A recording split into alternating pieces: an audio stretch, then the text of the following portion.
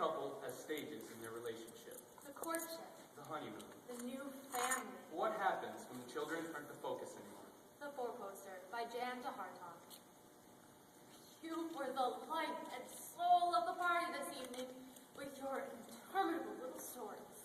My dear, if you don't enjoy playing second fiddle, I suggest you either quit the orchestra or form one of your own. Now, I've had enough. Michael, come back here! here! Have you taken leave of your senses? I don't care if the whole town hears it. All right. This situation is no longer bearable. What on earth is the matter with you? Now let me tell you one thing. Calmly. My greatest mistake has been to play up to you, plying you with presents. I like that. Calmly. Do you know what I should have done? I should have packed you off to boarding school, big as you are, to learn deportment. Deportment for what? To be worthy of me. The pompous ass whose book sold 300,000 copies? That is entirely the It is right to the point. Before you had written that cursed novel, the rest of the world helped me to keep you sane. Every time you finished a book or a play or God knows what and considered yourself to be the greatest genius since Shakespeare, really? I was frightened to death that it might actually turn out to be a success. But thank heaven, it turned out to be such a thorough failure every time that I won the battle with your megalomania. But now, this book, the only book you ever confessed to be trash until you read the papers.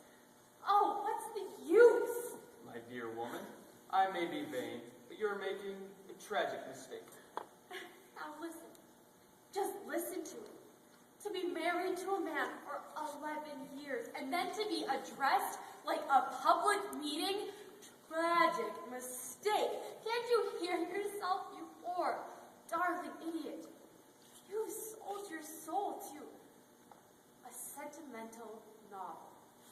Agnes, are you going to go on like this, or must Yes, yes, you must. You shall hear it, and don't interrupt me. There is only one person in this world who loves you in spite of what you are, and let me tell you... You are mistaken. There is a person in this world who loves me, because of what I am. And what are you, my darling? Ask her. Her? Yes.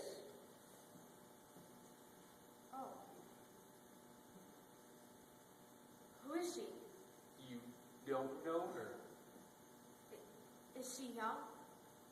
How young? No, I'll be damned. I don't like go on with this. You look like a corpse. A corpse? So pale, I mean. Agnes, I'm not such a monster that... Sit down. Please, Agnes, do sit. No, no. It's nothing. I'm all right. What do you think, that I should faint in my 31st year because of something so ordinary? Ordinary? With 2 children, I didn't faint when Robert had the mumps, did I? Don't you think this is a little different? No, Michael. This belongs in the family medicine chest. I love her. So, not me anymore? I don't mean as a friend or as the mother of your children, but as a wife? You may tell me honestly, really. Is that why you've been sleeping in the study? I haven't slept a wink. I see, it must be Cook who snores. Since when do I snore? Not you, dear. Cook. Every night when I went down the passage. Good night. Sleep well. What was that? Sleep well. Oh no, I'll be damned. I won't stand it. What is the matter? Cook snores? Agnes, I love somebody else. It's driving me crazy. You, the children, she, the children, you. For 3 weeks, I've lived through hell, and all you've got to say is, Cook snores. But, darling... No. You're so damn sure of yourself that it makes me sick. I know you don't take this seriously, but believe me, I love that woman. I must have that woman, or I'll go mad. Haven't you had her yet? At last. Thank God, a sign of life. Why haven't you looked at me like this before? I have begged, implored, crawled to you for a little understanding and warmth and love and got nothing. Even my book that was written, inspired by you, longing for you. Right from the beginning, you seen it as a rival. You hated that book. And now you have driven me into somebody else's arms.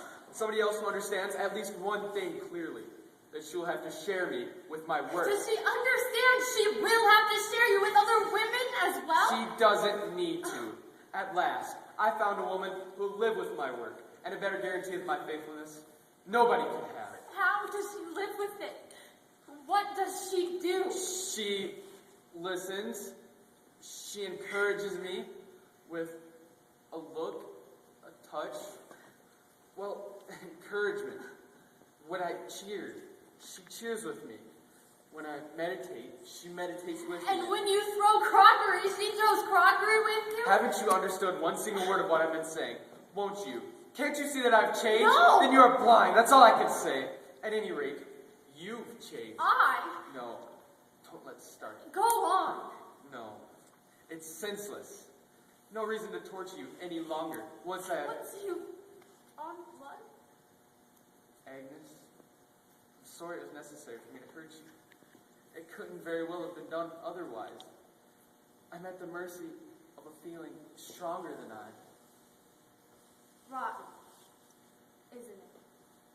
Horrible. And yet, at the same time, not altogether. No. On the other hand, it's delicious. The greatest thing a human being can experience. Glad you understand it so well. Understand why, of course. It's human, isn't it? How do you come to know that? What? That it's human? Well, I'm a human being, aren't I? Agnes, I've never heard you talk like this before. What's the matter with you? Well, I might have my experiences too, mightn't I? Good night. Just a minute. I want to hear a little more about this. But I know it now, dear. Yes, you do, but I don't. What sort of experiences are you referring to? Now listen, my little friend, you have dismissed me without notice, and I haven't complained once, as any other housekeeper would have done. I have accepted the fact because I know a human being is at the mercy of this feeling, however horrible and at the same time delicious it may be. Agnes. I really don't understand you. I am not thwarting you in the least, and instead of your going away happily and relieved that you are not going to leave a helpless wreck behind. I demand an answer. Have you a lover?